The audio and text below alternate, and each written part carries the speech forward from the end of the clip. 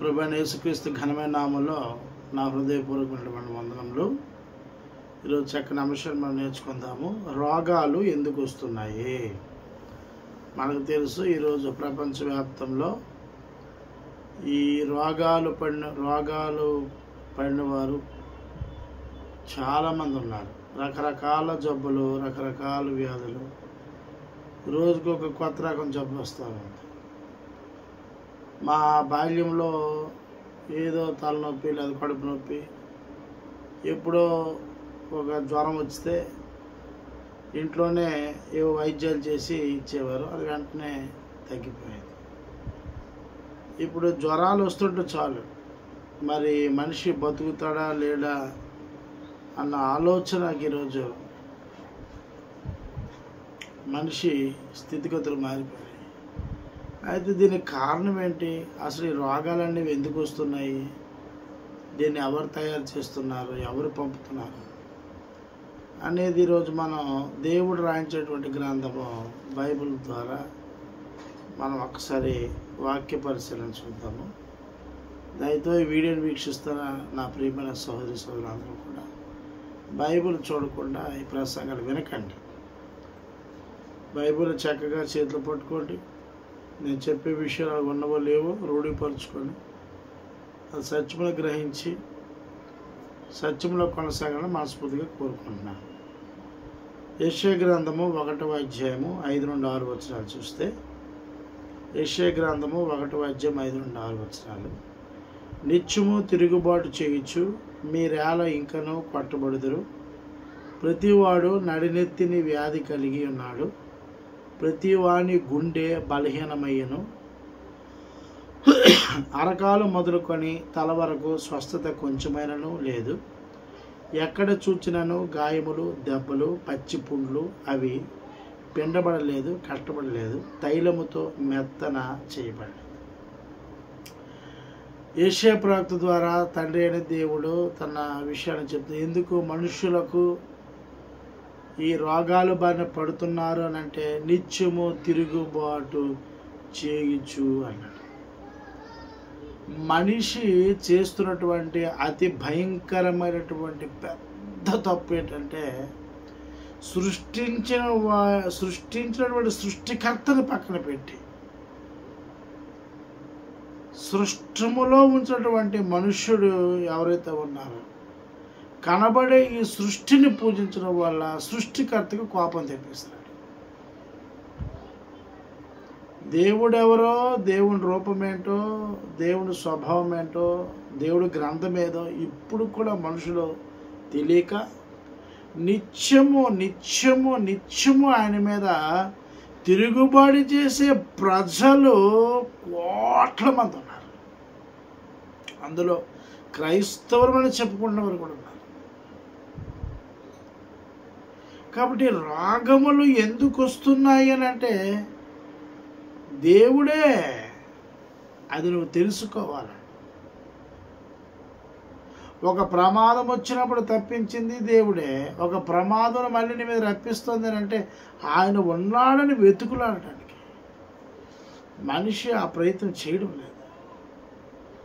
నాకు తెలిసి బహుశా చేయడేమో, చేయడు.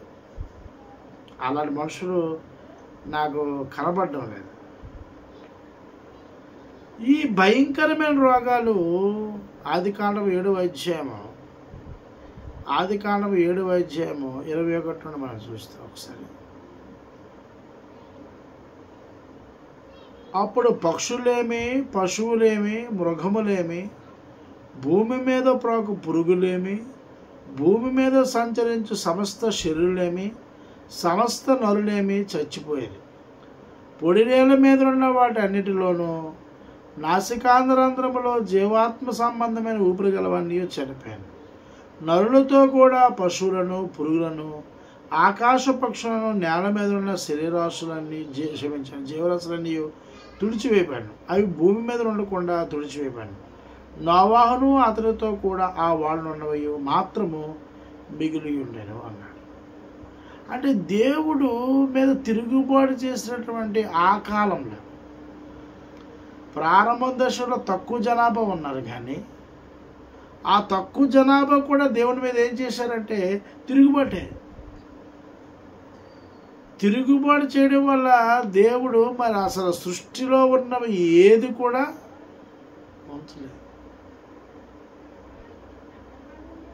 మరి పూర్తిగా అంతం చేసినట్టు ఇక్కడ మనకి జలప్రలయం ద్వారా కనపడతా.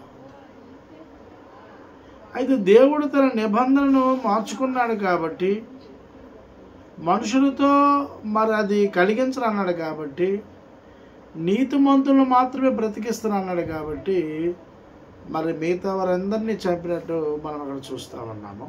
అక్కడ ఆదికాండం 7:8-9 చెప్తాడు. అక్కడ దేవుడు నోవాహులకు ఆజ్ఞాపించే ప్రకారం పవిత్రమైన జంతువుల్లోనూ అపవిత్ర జంతువుల్లోనూ పక్షుల్లోనూ నేలను ప్రాకు వాటన్నిటిలోనూ మగది ఆడిది జతలుగా వాడ నోవాహునకు చేరాను అన్నాడు.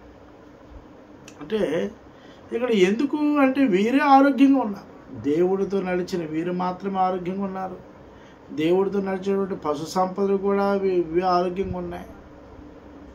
దేవుడికి విరుద్ధంగా నడిచి దేవుడి మీద తిరుగుబాటు చేసే ప్రతిదీ కూడా అస్వస్థతకు గురైపోయి రోగాల పడిపోయి దేవుడి చేతిలో చనిపోయే పరిస్థితి మనకి కనపడుతూ ఉంది. హబక్కూకు గ్రంథము 3వ అధ్యాయము, హబక్కూకు 3వ అధ్యాయం 5వ వచనం చూద్దాం. ఆయనకు ముందుగా తెగుళ్ళు నడుచుచున్నవి, ఆయన పాదముల వెంట అగ్ని మెరుపులు వచ్చుచున్నవి అన్నాడు. దేవుడు ముందు ఏం నడుస్తున్నాయి? తెగుళ్ళు. దేవుడు మనుషుల్ని తిరుగుబాటు చేసి మనుషులు చంపడానికి దేవుడు అవతారాలు ఎత్తాల్సిన అవసరం లేదు. ఆయన అవతారాలు ఎత్తి ఫలానా కాలంలో వచ్చి నేను ఎత్తుతాను మనుషులు చంపుతాను అంత అవసరం. దేవుడికి అసాధ్యమైనదంటూ ఏమీ ఉండదు. ఈ ప్రకృతి అయిన ఆయుధం, ఈ ప్రకృతిలో ఉన్న క్రిమికీటకాలైన ఆయుధం. ఈ ప్రపంచంలో మనం చూస్తే మానవ జనాభా కంటే పక్షులు క్రూర మృగాల జనాభా కంటే పురుగులు కీటకాల జనాభా ఎక్కువ. విపరీతమైనటువంటి కీటకాలు ఈ ప్రపంచంలో ఉన్నాయి. ఎక్కడికి వెళ్ళండి, అడవులోకి వెళ్తే మనుషులు కనబడరు కానీ అక్కడ క్రిమి కీటకాలు కనబడతాయి. ఇవి ఆయన ఆజ్ఞిస్తే, ఆయన విజిలేస్తే ఆయన ఖచ్చితంగా అవి దాడి చేస్తాయి. ఏవి వదలవు. కాబట్టి లోకమంతా కూడా సృష్టికర్త అయిన దేవుణ్ణి తిరుగుబాటు చేసింది, తిరుగుబాటు చేస్తోంది కూడా. ఇది మామూలు జనాంగము కానీ ఇటు అధికార జనాంగము కానీ దేవుడు సింహాసనం మీద కూర్చున్న అధికారులు కూడాను వీరు కూడాను దేవుడి మీద తిరుగుబాటు చేస్తూనే ఉన్నారు. లేవీకాండము 26:16 వచనంలో, లేవీకాండం 26:16 వచనంలో, నేను మీకు చేయనిదేమనగా మీ కన్నులను క్షీణింపజేయునట్టు ప్రాణమును ఆయాసపరచునట్టు తాపజ్వరమును క్షయరోగమును మీ మీదకి రప్పించదును. మీరు విత్తిన విత్తనమును మీకు వ్యర్థములగును, మీ శత్రువులు వాటి పంటను తినేది అన్నాడు. అంటే అంతరం మీదకి ఏం రప్పిస్తున్నాడు? జ్వరములు రప్పిస్తాను అన్నాడు. అలాగే క్షయ అంటే దగ్గి కాపం ఒళ్ళు ఒక్కసారి వేడి 120 కొడితే చాలు సఫా. కొంతమంది దగ్గి చచ్చిపోతుంటారు. ఒక్కడ కొడితే చాలు 24 గంటలు పోతుంటారు. క్షయ తెప్పిస్తున్నా అంటాడు. ఎందుకు అంటే దేవుడి మీద జోకులు, దేవుడి మీద అపహాస్యాలు. ఈరోజైతే మరీ దారుణంగా ఉంది. సోషల్ మీడియా వచ్చిన తర్వాత పూర్తిగా ఎవరికి వారు ఇది మా గ్రంథం అని ఫిక్స్ అయిపోయారు. అలా కాదు, అన్నీ చదవండి, ఏది సత్యమో గ్రహించి దాన్ని వెంబడించండి. పెంచుకున్న దానికి కట్టిన తాళి కంటే ఉంచుకున్న దాని మీద ఎక్కువ ప్రేమ ఉన్నట్టు లోకము ఏది పడితే దాన్ని నమ్ముతున్నారు తప్ప సత్యాన్ని గ్రహించలేదు. అలా కాదు కదా. దేవుడి మీదే తిరుగుబాటు. ఎందుకు ఊరుకుంటాడు ఆయన? అలాగే ఈరోజు అధికారులు సైతం గుండు జోబులు ఇచ్చి పోతారు. ఎక్కడ చూడండి, ఏ పెద్ద రాజకీయ నాయకుడైనా సరే ఫస్ట్ అడిగి వచ్చేటట్టు హాస్టల్ ఓ 2 స్టంట్లు వేసుకుంటారు. రెండోసారి మళ్ళీ స్టంట్ వస్తే మళ్ళీ పనికిరాడు, శ్మశానం తీసుకెళ్ళిపోవాల్సింది. తిరుగుబాటు.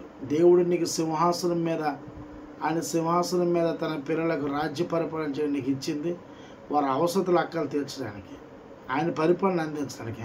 మరి నువ్వేం చేస్తున్నావు? కులం పేరట, మతం పేరట రాజకీయాలు చేస్తూ నాకు ఒక వర్గం ఉంది, ఆ సామాజిక వర్గం అభివృద్ధి అవ్వాలని నువ్వు చేసేది తప్పు కాదా?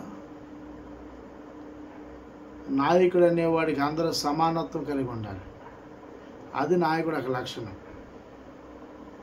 కాబట్టి ఈరోజు వాళ్ళంతా కూడా చూడండి, మెదడు వ్యాధితోటి, గుండె వ్యాధితోటి, ఊపిరితిత్తుల వ్యాధితోటి, లేకపోతే క్షయ వ్యాధితోటి, విరోచనాలతోటి, లేకపోతే షుగర్ డయాలసిస్ తోటి, లేకపోతే షుగర్ వ్యాధితోటి చచ్చిపోతూ ఉంటారు పెద్ద పెద్ద నాయకులు. వీళ్ళంతా కూడా పెద్ద పెద్ద వ్యాపారవేత్తలు కూడా కొన్ని కోట్ల రూపాయలు వాళ్ళకి దేవుడు ఇస్తే వాది ప్రజలకు మేలు చేయకుండా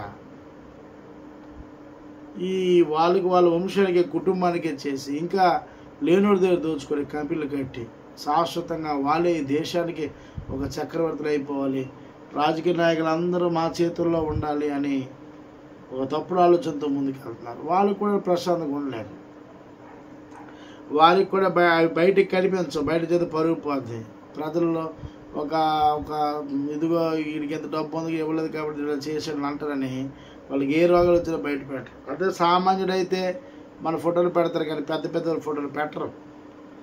అలాగే మనం 2 సమూయేలు గ్రంథము 2వ అధ్యాయం 13వ వచనం చూస్తే, 2 సమూయేలు గ్రంథము 12వ అధ్యాయము 13వ వచనం చూస్తే,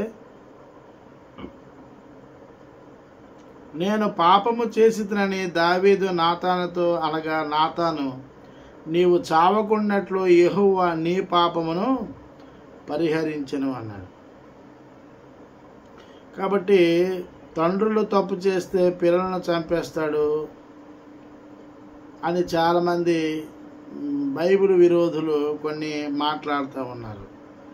ఇక్కడ దావీదు గారు తప్పు చేసిన వెంటనే దేవుని విరుద్ధంగా చెయ్యెత్తినప్పుడు, పాపం చేసినప్పుడు ఇమ్మీడియట్గా నాతను వచ్చి గద్దించగా ఆయన ఏం చేశాడంటే పాపాన్ని క్షమించమని దేవుణ్ణి వెంటనే అడగగానే ఆయన్ని క్షమించడం అనేది జరిగింది.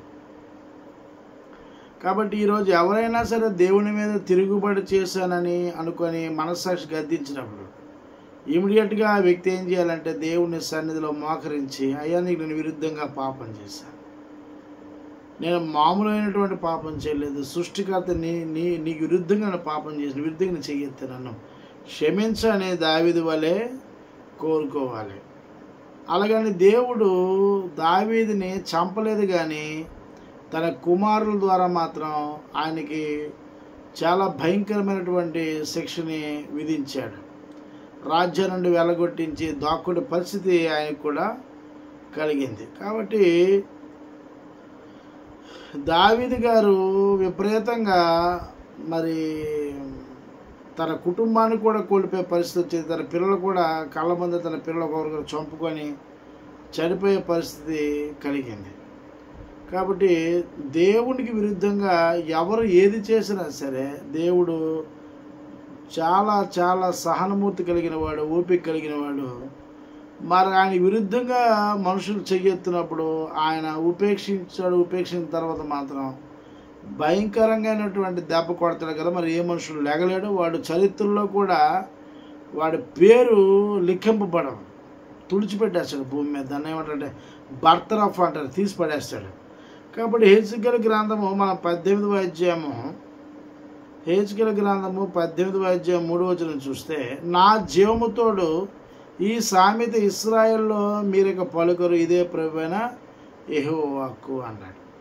అంటే చాలామంది ఏంటంటే ఈరోజు ఒక షుగర్ వచ్చింది అనుకోండి, అది ఇంట్లో ఉంటుంది అందుకే షుగర్ వచ్చింది అని ఈ కొడుకు వచ్చింది అంటారు. కానీ అది అలా కాదు, దేవుడే ఆ రోగము అనేది ఇస్తామన్నాడు. అయితే ఈ రోగాలు చెడ్డ వరకే ఇస్తాడా, మంచి వరకు ఇస్తాడంటే మంచి వరకు కూడా ఇచ్చాడు. ఇక్కడ మంచి వరకు కూడా భక్తులు కూడా చాలామందికి ఇచ్చాడు. ఎందుకంటే వారు హెచ్చెప్పిపోకూడనట్లు, వారు దేవుడికి లోబడి ఉండేటట్లు, వారికి పరీక్ష పెట్టడానికి కూడా దేవుడు ఇచ్చినట్టు మనకి ఇక్కడ కనబడతా ఉంది. అలాగే మన యోహాను సువార్త 9వ అధ్యాయము 2వ వచనంలో కూడా ఒక మాట ఉంటుంది. ఒక చొట్టవాడు పుట్టినప్పుడు అది దేవుని మహిమ కొరకే అన్నాడు తప్ప అది ఇంకొక రకం కాదని సార్ మనం గమనించాలి. యోహాను సువార్త 9వ అధ్యాయము 2వ వచనంలో ఆయన శిష్యుడు బోధకుడా, వీడు గుడ్డివాడై పుట్టుటకు ఎవడు పాపం చేసినా వీడా వీని కన్నవారా అని ఆయన అడుగుగా, అప్పుడు యేసు వీడైనను వీని కన్నవారైనను పాపం చేయలేదు, కానీ దేవుని క్రియలు వీని యందు ప్రత్యక్షపరచబడికే వీడు గుడ్డివాడిగా పుట్టెను అన్నాడు. దేవుడు క్రియలు వాడి యందు జరిగించడానికి ఎప్పుడు తప్ప కాదు. దేవుడే కుంటివారిని గుడ్డివారిని ఆయన మహిమ నిమిత్తం ఆయన సృష్టిస్తున్నాడు. రోగాలు మాత్రం మనుషుల్ని మార్చడానికి, సరిచేయడానికి, దేవుడికి విరుద్ధంగా మాట్లాడేవారికి, సృష్టికర్త విరుద్ధంగా మాట్లాడేవారికి మాత్రమే దేవుడు వాటికి కలుగజేస్తున్న సంగతి మీరు గమనించాలి. అలాగే మనము మొదటి రాజులు 20వ అధ్యాయం మనం చూస్తే, క్షమించండి 2వ రాజులు 20వ అధ్యాయము 1వ వచనం మనం చూస్తే, ఆ దినములలో హిజ్కియాకు మరణకరమైన రోగం కలుగగా ఆమోజు కుమారుడును ప్రవక్త అయ్యునైన యెషయా అతని యొద్దకు వచ్చి, నీవు మరణమవుచున్నావు, బ్రతుకువు గనుక నీవు నీ ఇల్లు చక్కబెట్టుకునమని యెహోవా సెలవిచ్చునని చెప్పగా, అప్పుడు 7వ వచనం చూస్తే, పిమ్మట యెషయా అంజూరపు పండ్ల ముద్ద తెప్పించుడని చెప్పగా వారు దాన్ని తెచ్చి కురుపు మీద వేసిన తర్వాత అతను బాగుపడాను. ఇతను చాలా మంచివాడు, ఏ పాపము చేయలేదు, అయినప్పుడు కూడా దేవుడికి ఒక కురుపు పుండిని పెట్టినట్టు మనకి గ్రంథం సాక్ష్యం ఇస్తూ ఉంది. దాని తర్వాత ఇతను మళ్ళీ ప్రార్థన చేస్తాడు, అయ్యా నేను తప్పు చేయదు, ఏ పాపం నన్ను ఎందుకు ఇలాగా శిక్ష విధించమన్నప్పుడు మళ్ళీ ఆ ప్రవక్త వెళ్ళి అప్పుడు అంజూరపు పండ్ల ముద్ద తీసుకొని దాని మీద పెట్టు అని అంటాడు. అప్పుడు దాని తర్వాత తగ్గినట్టు మనకు కనబడతా ఉంది. కాబట్టి ప్రియమైన వాళ్ళరా, దేవుడే ఈ స్థితిని మనుషులకు ఏర్పాటు చేస్తూ ఉన్నాడు. చూసారా, ఈ వ్యక్తి ఎంత భక్తిపరుడైనప్పుడు కూడాను ఇతన్ని దేవుడు విడిచిపెట్టలేదు. హిజ్కియాకి మరణకరమైన రోగం వచ్చింది. అలాగే మన యోబు గారు చూస్తే తల నుండి నడినెత్తు వరకు కూడాను ఈ కురుపుల రసి అనేది ఒకటి వచ్చింది. అలాగే లాజరు గారిని మనం చూస్తే ఆయన కూడా కురుపులతో బాధపడే రోగం వచ్చింది. అయితే వీరు ఇచ్చినప్పుడు కూడాను దేవుడిని వారు మహింపరిచారు. ఎందుకు మహింపరిచారు? మేము దేవుని విరుద్ధంగా పాపం చేయలేదు, కానీ దేవుడు మాకు ఇచ్చిన రోగాన్ని బట్టి మేము సర్వోన్నత దేవుని మహింపరుస్తున్నాము. ఎందుకంటే ఈ గాయములు శరీరానికి తప్ప ఆత్మకు కావు, ఈ శరీరం నిష్ప్రయోజనము అనే సంగతి వారు గ్రహించి దేవుని మహింపరిచి ఈ మరణానంతరము దేవుని సన్నిధిలో దేవుని సముఖంలో వారు ఆనందంగా ఉన్నారని పరిశుద్ధ గ్రంథం మనకు సెలవిస్తూ ఉంది. అలాగే ఈరోజు మరి క్రీస్తు విరోధులకి, దేవుని విరోధులకి ఈరోజు మనం చూస్తే లోకమంతా కూడా నాకు తెలిసి సుమారుగా 68,000 రోగాలతోటి ఇక్కడున్న మనుషులందరూ బాధపడుతూ ఉన్నారు. దానికి కారణం ఏంటి అని ఆలోచన చేస్తే వీరందరూ కూడా దేవుని మీద తిరుగుబాటు చేయడం వలన. అలాగే ఆషారం అంటాడు చూడండి, మొదటి రాజుల గ్రంథము 15వ అధ్యాయము 23వ వచనంలో 15:23లో ఆషా చేసిన ఇతర కార్యముల గూర్చియు అతని బలవంతుని గూర్చియు అతడు చేసిన సమస్తను గూర్చి అతను కట్టించిన పట్టణం గూర్చియు యూదా రాజుల వృత్తాంతముల గ్రంథం అందు రాయబడినది. అతను వృద్ధులైన తర్వాత అతని పాదముల యందు రోగం పుట్టెను అన్నాడు. ఇతనికి ఏమి ఇచ్చాడు? ఏ రోగం ఇచ్చాడు? పాదం కదా, షుగర్ వచ్చింది. చాలామంది చూడండి షుగర్ మీద కాలు కిందే వస్తుంటాయి. వచ్చిన తర్వాత అవి ఎంత ఈ ఆశకి ఏంటంటే ఈ దేవుడు అంటే గొప్ప అవిధేయత. ఇతనికి ఎలాంటి రోగం వచ్చి షుగర్ పేషెంట్ అయిపోయాడు. కంపు, భయంకరమైన కంపు. అది మనుషులు ఉండలేరు. ఆయనకు కట్టుకున్న భార్య కూడా ఉండలేదు. ఏమండి? ఎందుకంటే అవిధేయత చూపించిన వాడు దేవుడికి విరుద్ధంగా ఉన్న వారికి, దేవుడితో ఉన్న పాపం చేయ వారికి దేవుడు శిక్ష విధిస్తాడు. అయితే ఇది అకస్మాత్తుగా వస్తుంది. ఎప్పుడు వస్తుంది అనే సంగతి తెలియదు. రోగాలు ఎప్పుడు చెప్పిరావు, సడన్గా వస్తాయి. మనం అంటాం ఎప్పుడు లేదండి, బాగా ఆరోగ్యంగా ఉంటాను, ఒక్కసారి ఏమైంది కానీ నాకు ఈ రోగం వచ్చింది అంట. అలాగే మనము అపోస్తల కార్యములో మనం చూస్తే హేరోదు గారు పురుగులు పడి చచ్చినట్టు మనకు కనబడతాడు. అలాగే రెండో దినవృత్తాంతంలో 21వ అధ్యాయము 18వ వచనంలో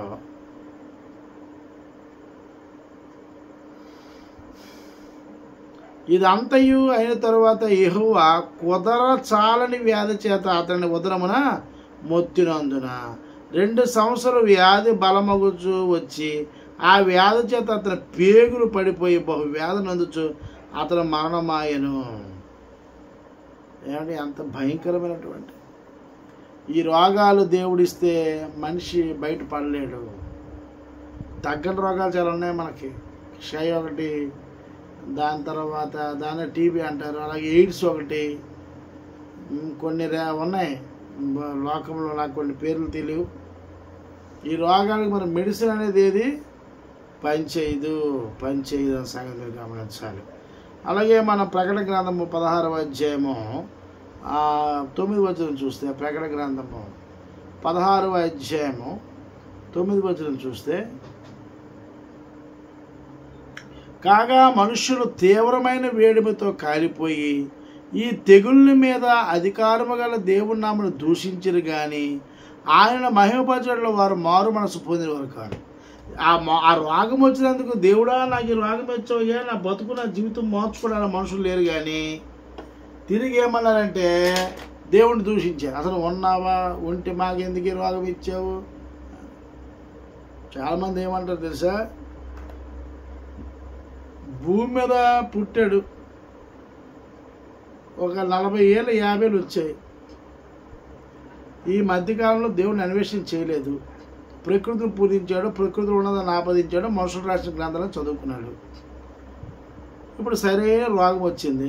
ఇతగాడు అనే స్టేట్మెంట్ అంటే చర్చికి వచ్చి పాస్టర్ గారితో, మరి పాస్టర్ గారు నాకు తగ్గిపోతామండి, అందరూ మారిపోతామండి అంట. అప్పుడు ఇతగాడు ఏమనాలి, బాబు ఎంతవరకు నువ్వు దేవుని విరుద్ధంగా పాపం చేశావు, నువ్వు పశ్చాత్తాపడు, నువ్వు మారు మనసు పొందు, దేవుడు రోగం తగ్గిస్తున్న నమ్మడం ఏంటి అని అండవు. ఎందుకు, ఇతగాడికి సంఘం నిండిపోరు కదా, నీకెందుకు అని చెప్పి లోపలికి పిలిపించి, తండ్రి ఇదిగో యేసయ్య, మరి ఈడుని నీవే దేవుడు అని తెలుసుకున్నట్టు, నువ్వు గొప్ప దేవుడు కాబట్టి అనేక మంది బాగు చేసావు కాబట్టి ఈడు కూడా బాగు చేయి అని యేసునామములో ఆజ్ఞాపిస్తున్నాను అంటాడు. మరి దరిద్రుడాలకి ఎవడని అండవు. దేవుడికి నువ్వు ఆజ్ఞ ఇవ్వడానికి నువ్వు ఎవడివి. రోగం వస్తే తండ్రి అతని విరుద్ధంగా పాపం చేశాడు, నేను రోజు దూరంగా ఉన్నాడు, ఇప్పటికీ అతని మనసు బతుకు మనుషుడు నాకు తెలీదు, నీ కృప అంటే అతను బాగు చేయని అనాలి తప్ప దేవుడు ఆజ్ఞిస్తుంటాడు. అలాగే సంఘాన్ని నడిపిస్తారు.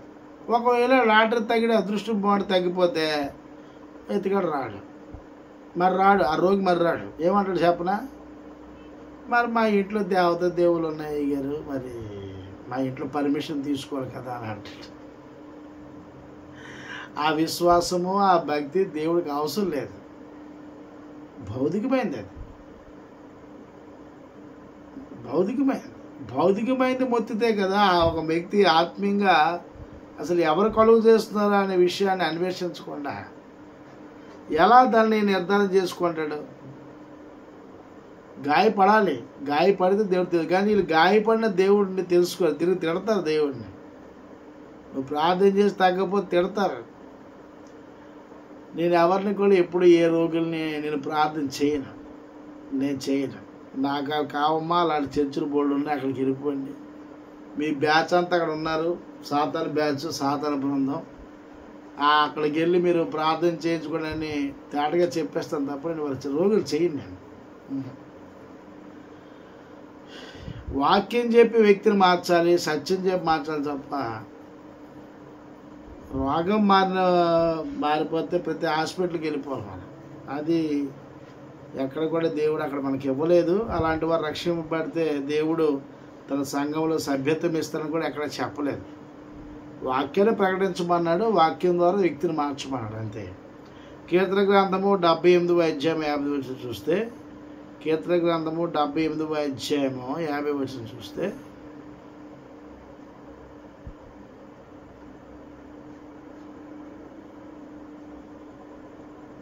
తన కోపమునకు ఆయన త్రోవ చదును చేసెను, మరణము నుండి వారి ప్రాణం తప్పింపగా వారి జీవమును వెలుగును అప్పగించను.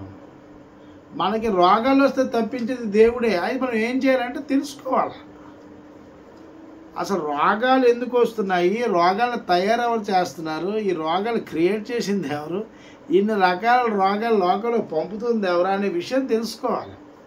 నిన్ను సృష్టించిన వాడే వాటిని సృష్టించాడు. ఎందుకు నువ్వు ఆయనకి దూరం అయిపోయి ఆయన మీద చెయ్యెత్తున్నావు. చెయ్యెత్తడమే కాదు, ఆయన గ్రంథం మీద ఏదో పెద్ద జ్ఞానం అనే అభండాలు పలుకుతూ అసత్యాలు ప్రచురణ చేస్తున్నా.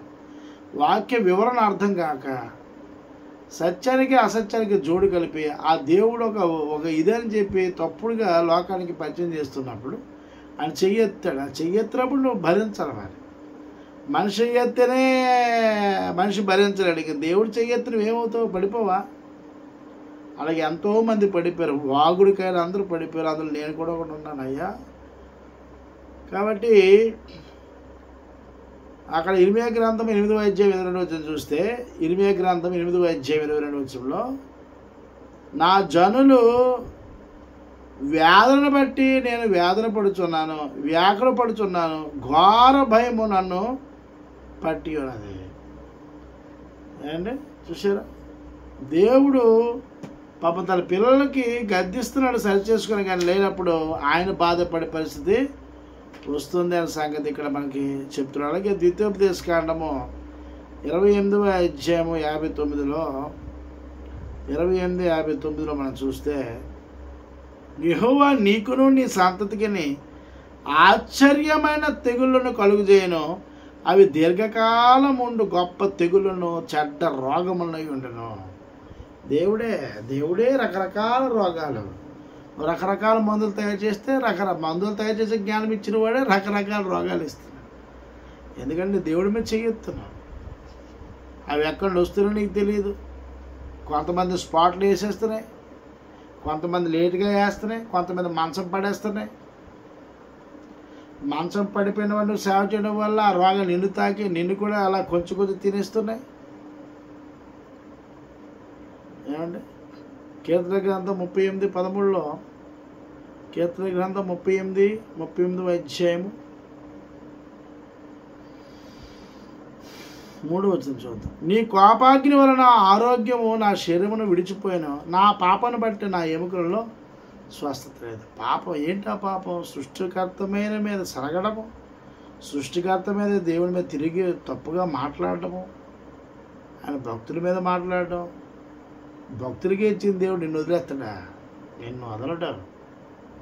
హార్ట్ అటాక్ వచ్చి పోతావు, మెదడు వ్యాపి వచ్చి పోతావు, ఊపిరితిత్తులు వచ్చి పోతాయి, వచ్చకెళ్తే పాసుకెళ్తే అది పనిచేయదు, తింటే గొంతులకు ముద్ద దిగతావు, అలాంటి రోగాలు వచ్చి పోతావు దేవుని మీద తిరుగుబడి చేస్తే. మలాకి గ్రంథం 3వ అధ్యాయం 11వ వచనం మనం చూస్తే, మలాకి గ్రంథము 3వ అధ్యాయము 11వ వచనం చూస్తే, మీ పంటను తినివేయి పురుగులను నేను గద్దించదును, అవి మీ భూమి పంటను నాశనము చేయవు, మీ ద్రాక్ష చెట్ల అకాల ఫలములను రాల్పక ఉండువని సైన్యములకు అధిపతి యెహోవా సెలవిచ్చుచున్నాడు. నీ పంట చేను వేసిన పురుగులే తినొద్దు అని గద్దించే దేవుడు నిన్ను తినమని చెప్పడా? అవి నేను తింటాయి, ఆయన పంపుతాడు.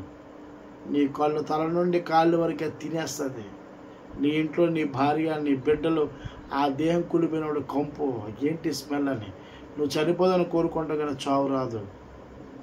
వద్దు. ప్రియమైన సర్వజనాంగమా, ఈ వీడియో వీక్షిస్తున్న నా ప్రియమైన సహోదరి సోదరులారా, దేవుని గ్రంథం బైబుల్ సృష్టికర్త అయిన దేవుడు యెహోవా, ఈ సృష్టిని అప్పజెప్పిన వాడు, చేసిన వాడు, చేయించిన వాడు తండ్రి దేవుడే.